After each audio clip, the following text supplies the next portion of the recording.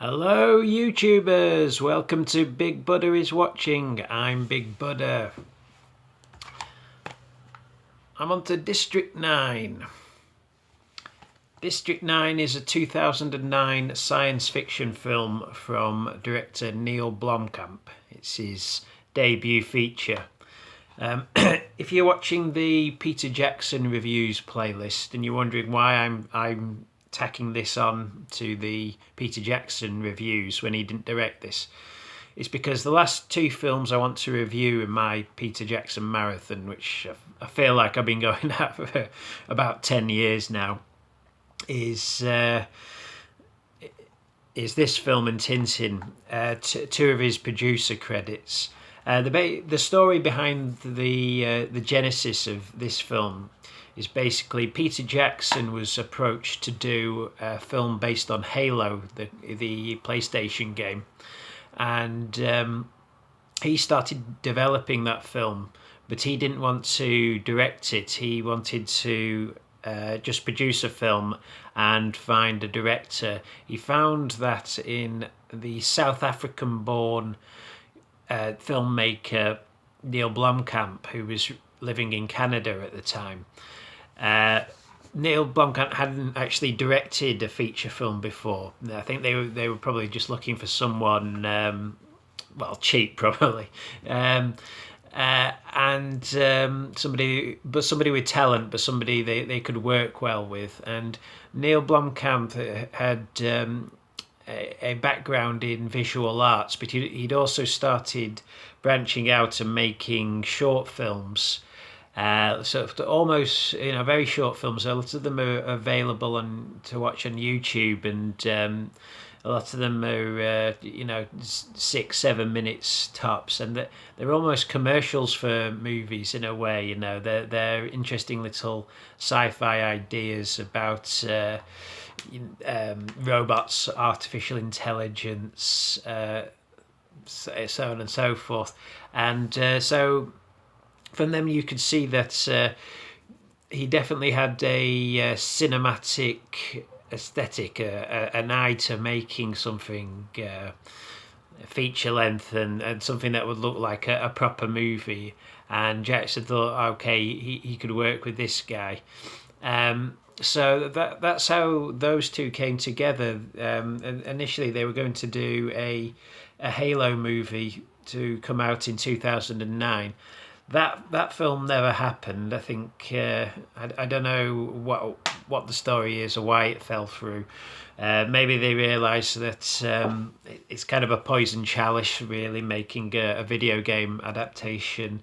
I couldn't even say I could name on one hand the good video game adaptations. I couldn't even name on one finger the good video game movie adaptations.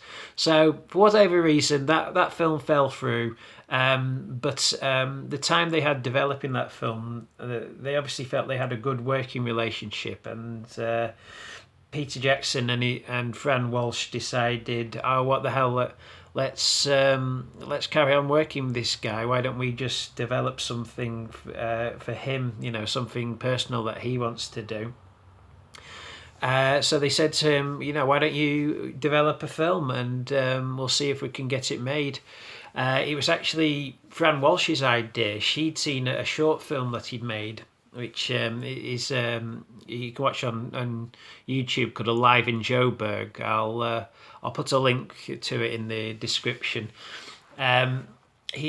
It was her idea. She said, I quite like this idea. It's an intriguing one. Why don't you see if you can develop this into a feature film idea?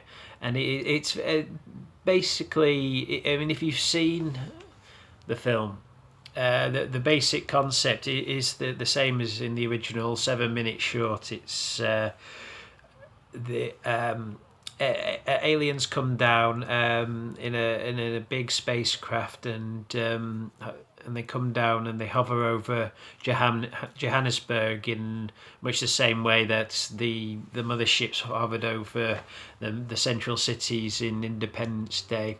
The aliens inside come down and interact with the population of Johannesburg, and eventually get integrated, but integrated in much the same way that a lot of foreigners and illegal aliens in that part of the world sort of get integrated in. They sort of get integrated into the cracks of society. They end up in shanty towns and in the worst part of the city, and eking out a feral existence amongst the detritus that the wealthy, more affluent population has left behind. So that was the initial starting off point for the project, and then Blomkamp and his partner Terry Tatchell wrote a screenplay in and around that, and I mean, if you haven't seen the film, the basic plot, sorry, is you have the central character Vickers van der Nerve. He works for the MNU, and he is being followed around by a documentary crew as he goes through District 9, which is a shanty town where the aliens have set up home on Earth. They were kind of in a bad way. They've been there for 20 years now, and sort of eking out the sort of in a bad way when they came to Earth, and they're eking out a pitiful existence in Johannesburg, in basically a slum, and it's Vandermeer's Vickers's job to relocate the aliens from District 9 to District 10, which apparently is an even worse location. He admits later on in the film that it's tantamount to a concentration camp, basically, for aliens. And the aliens in this, they're kind of sort of insectoid, sort of crustacean-like. They have an insectoid look to them, and they're nicknamed prawns. And prawns is kind of used as a derogatory term in the film. It's you kind of get the sense that this would, in a more enlightened time, this would become a politically incorrect term. But they're slightly prawn-like in appearance, and each one has a distinctive primary colour: blue, green, red, and yellow. And Vickers, in the course of his work, he meets a particularly intelligent prawn called Christopher Johnson. It's like one element of the film I find slightly bizarre is this very Earth-based name for this prawn. I don't know if it's one he's adopted or what, but they constantly refer to the alien character as Christopher Johnson throughout the film. Christopher Johnson is a very intelligent prawn. He's got a little son, and together they've wired up they're concealing part of the mothership actually in District 9 under their shack, and it's a little pod to get back to the mothership. At the same time, they're also developing all sorts of new technology that they found from and cobbled together from dilapidated PCs and just detritus that has wound up, because they're basically living in a city refuse dump, and one of the technology. One of the bits of technology that Christopher Johnson's come up with is he's made a sort of little virus in a canister that when Vickers finds it, explodes in his face. And Vickers, gradually over the course of the film, his DNA gets rewritten, and he gradually, bit by bit, starts turning into one of the aliens himself. So by the end of the film, he's Well, I shouldn't say what happens at the end of the film. I've always got to, always got to stop myself there. Um, this is a really really good film. It's I saw it in the cinema when it came out in '09, and I thought, wow, this is away I knew that this is a modern day classic, a modern day sci-fi classic. This it really ranks up there with some of the best science fiction films of the past 30 years, Aliens and Robocop and the Terminator. And you can definitely see that influence, the influence of those types of 80s movies, the hard-boiled, gritty sci-fi mixed in there. But at the same time, it isn't a total homage to them, because there's other elements that those films don't have, or those the films may have, but they're exploited in a slightly different way, so that it feels far more original. The first 20 minutes of the film are actually a mock documentary, and I remember the way this film was promoted when I was going in. I was under the impression that it was entirely a mock documentary. I thought the whole film was going to be sort of something akin to a found footage movie. I didn't really know what to expect, really, but I thought it was going to be found footage, or a documentary all about these characters. And but I knew it was. But by the time I saw it, it was already being hailed as something worthwhile watching and something deeply original. So I was very intrigued. But it's not it's not entirely a documentary or a mock doc. That only encompasses the first 20 minutes of the film, and it's really just a way of introducing you to the central protagonist, Vickers, played brilliantly by Sharlto Copley, who was a real find for this film. He's a South African actor, and he hadn't really. It was actually his first film, Copley. He wasn't. I think he was just a friend of Blomkamp's, and he run his own video production company in Johannesburg. But he wasn't primarily an actor when he made this film. So to land the role as a lead in, not a massive budget film, but a film with a fair heft of money behind it. It was quite something. But a gamble that really pays off, because he's so entertaining. He's got a great energy and a great comedic screen presence to him. He's I don't know what it is, but one of my favourite character types in films and any sort of fiction is the weasel character. I don't know why, but I find weasel characters just hilariously funny. Rupert Pupkin in The King of Comedy would be one.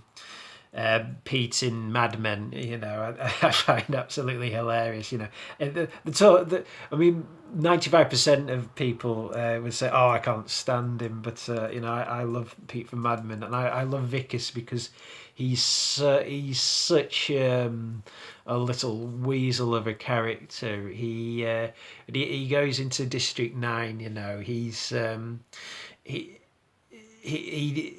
The things he does, he knows how paid. Well, you the audience know are awful and shocking. He's basically there to get these illegal aliens into what is essentially a concentration camp, and he'll do any underhand method, like he has to get a signature of all the aliens.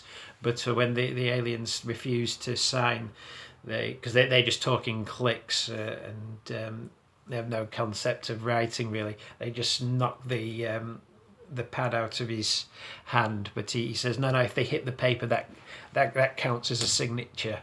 He does that, and then he finds shacks with where the aliens are growing eggs to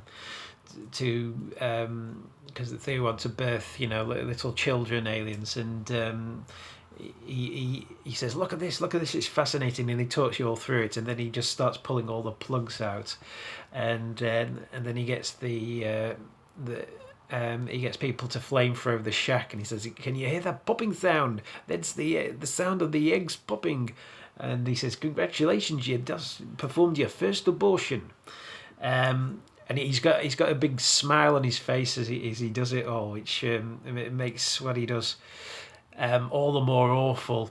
And you're thinking, well, okay, this guy's meant to be the protagonist. He's meant to be the hero. But that's what's so brilliant about this film, because, when you first start watching it, you think, okay, so obviously this guy's the villain. But in actual fact, because he gets infected with the DNA and the arc that his character goes through, he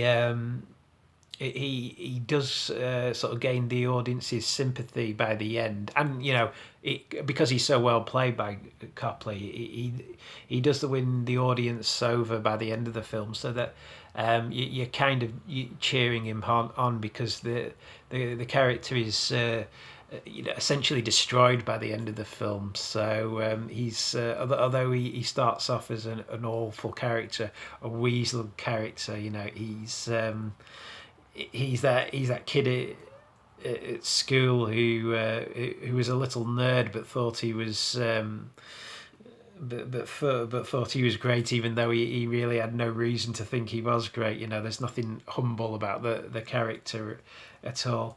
But it's testament to how well he's played, and how well that the character is realised on paper and on the screen, that he does come across as likeable ultimately.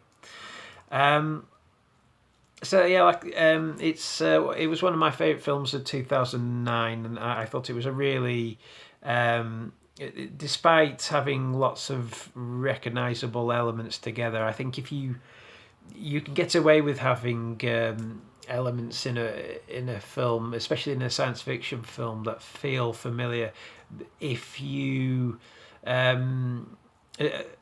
as long as you're not really repeating story beats from films. If you just have elements that are inspired by other films but used in an original way, then I think a film can still feel original. There was a Tom Cruise film called Oblivion, that came out a year or two ago, and the big criticism with that was that it felt too derivative of other films, and the reason it felt too derivative is it stole a lot of other elements from other science fiction films, but it also stole the story beats, and I think that's where you fall down, because if you're repeating story beats and plot twists and whatever from other films, then you can just end up going, oh, I've seen this before. But the story in District 9 is very original. I can't think of another film I could really compare the story to. Just the disparate elements. The best sci-fi should really say something about how we live now, and something about the modern world, even if it's set in an alternate reality, or the near future, or even the far future. And the social commentary in District 9 is very relevant, and willing. I think it will stand the test of time, because as things progress, it will only become more and more relevant. Blomkamp says his the way he sees the world heading, and he can see, the reason he shot this film in Johannesburg is Johannesburg feels indicative of how the world is heading.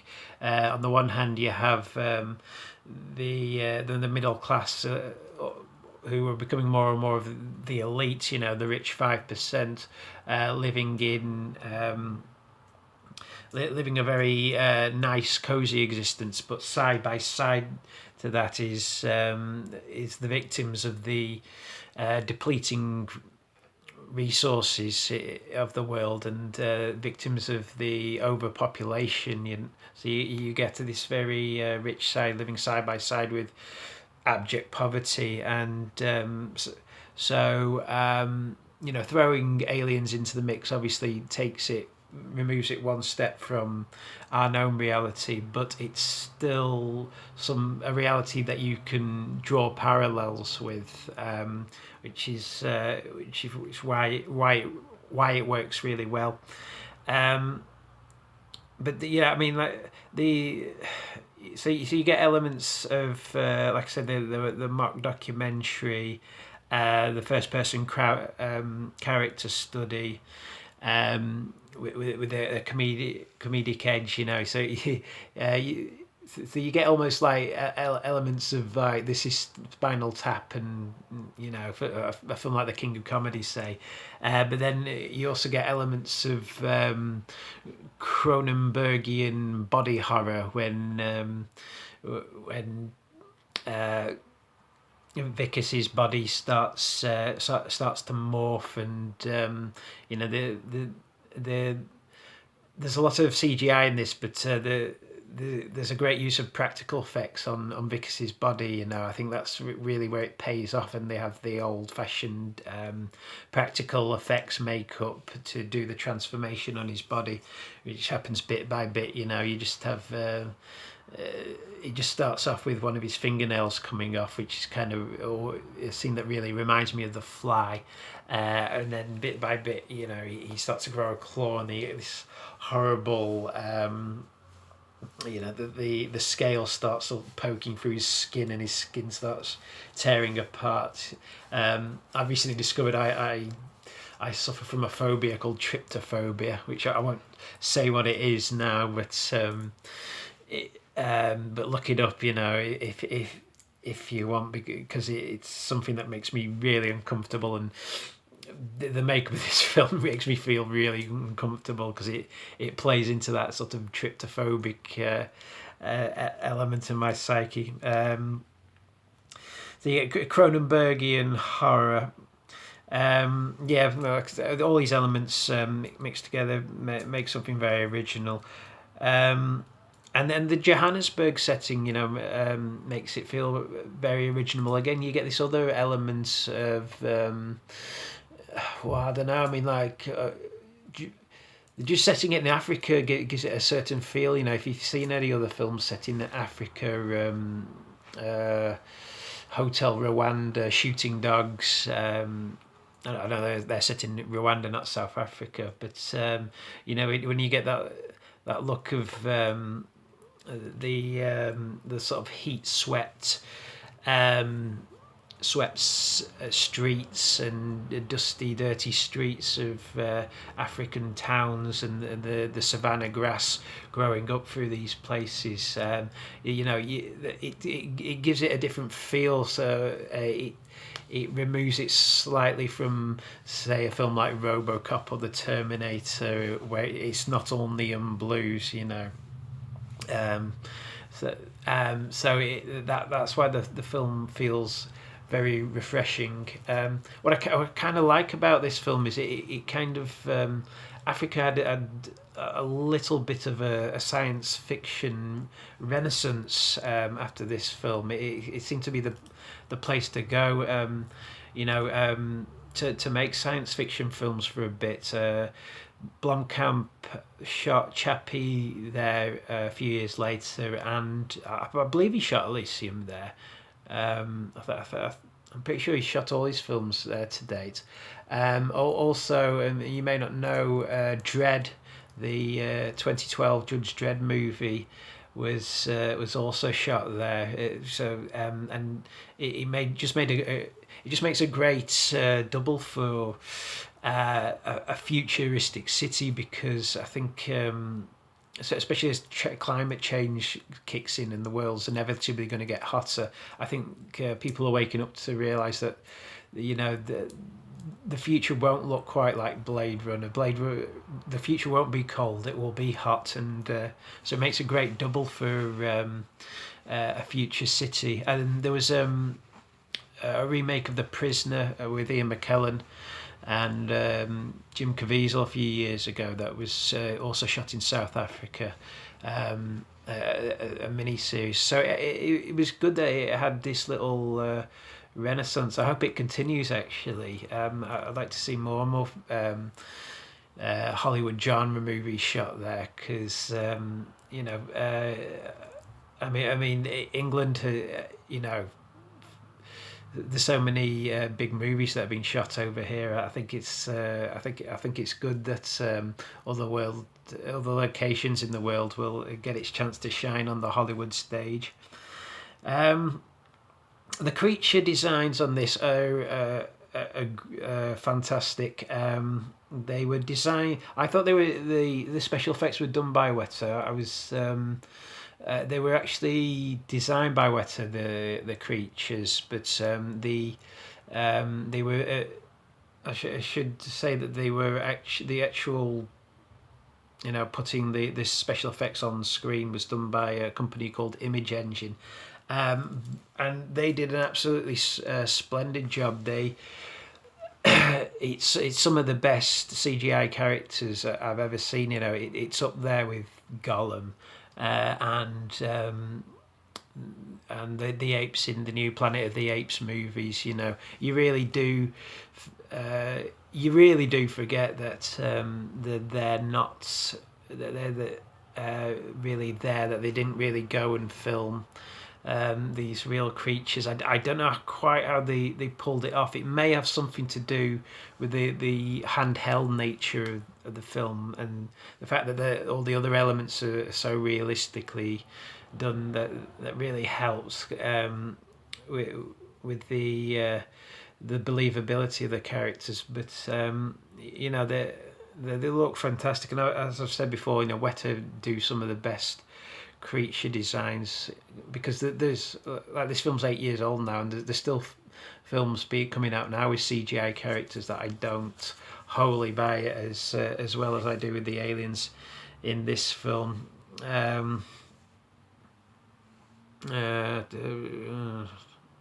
Oh yeah, just interesting. I always assumed that this film was motion capture, and in fact it's not. All they did was they had one guy playing all the aliens in the film, a guy called Jason Cope, and like Gollum, he was just in a silver suit. There wasn't. He didn't actually have the the dots on him. Collecting every facial movement. All they did was paint him out of each scene, and then the animators just recreated his performance from scratch. Based on what he did in the film. I guess it's a testament to the fact that motion capture. I don't know if it's quicker or not to do motion capture. It's probably not as easy to do if you're not on a sound stage, but it can be just as effective to do it from scratch. I don't know if it's harder or the reason is. I imagine probably motion capture is probably easy to do on a stage, whereas if you're going on location, it's probably easier just to recreate a performance. But Jason Cope, he is in the film in the documentary parts. He's a co-worker of Vicus's News. If you want to see what the real guy looks like. Then he's there, and because he really shouldn't go unsung, because again, like the best work of Andy Serkis, he really sells the character of Christopher Johnson, and really makes you empathise and cheer along with him at the end. The film's a real ride. It's a real adrenaline rush of of a film. The film sort of keeps going, and constantly surprising. You never know quite where it's going to go because it is so unusual, such an unusual setting, such an unusual central protagonist who, you think he's coming round, but then he still does Weasley things throughout. And it ups the action stakes as well. It sort of rewards you for sticking with the early sort of social commentary part of the film by in the last third of the film become saying, okay, we made our point now. Now let's just have a bit of fun, a bit of sci-fi action, and so you get the Vickers interacting with these gangster characters and a bit of tension raising, and then towards the end of the film they have a conceit that the aliens can only use the bits of technology that the humans have found on Earth, and so. But because Vickers is turning into an alien, he finds he can start using the weapons, so he starts using the blast guns, and then you get my favourite scene in the film where he gets into a big bodysuit, kind of reminiscent of the ones in Avatar or Aliens, and there's lots of explosions and laser blasts towards the end of the film. And interesting enough, this only came out a year after Iron Man, but a very similar close-up of Charlton Copley's face when he's in the suit, and all the screens are registering around him, and it's I suppose it did come out a year after Iron Man, but it's so they may have been slightly influenced by the Iron Man look, but it was a low budget film, and like the idea with low budget films is you don't want to take Hollywood on at their own game, so it's showing that, I guess it's another way of showing that you can compete with Hollywood on a $30 million budget rather than a $100 million budget. It's a great film and a real must see. I said when it originally came out, I said, okay, this is what Transformers should have been. This sort of energy. So there you go, District 9. So I'm just coming up to the 33-minute mark now, so I'll sign off. But until next time, YouTubers, I will see you all out there in YouTube land.